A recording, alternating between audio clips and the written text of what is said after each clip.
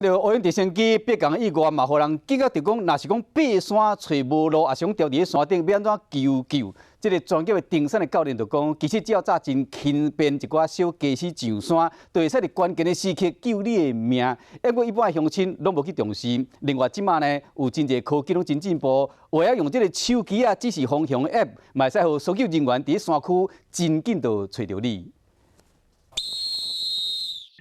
小雪鼻啊一分落，你伫倒位，大家拢听到。通常我们吹的时间会比较长，很多人一口气。我们在山区听到有回音的时候，我们就知道我们要站到什么位置来判断这个音源在哪里。轻便的头顶提管灯饰，搜救人员会知影就是迄个光。先甲金属镁物件磨出油油啊，才搁甲这拍火石摩擦出火，就算咧落雨，嘛会当生火保温。这来打嘛会使，但是若拄着水，就点袂到啊。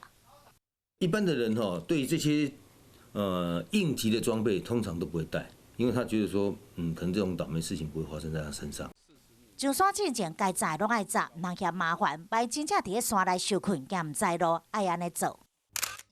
手机先下载指南针 App， 惊唔知路的时阵，行到悬的所在，开手机飞行模式，只需卫星信号，撇开基地台干扰，山内底出现上界精准的坐标点。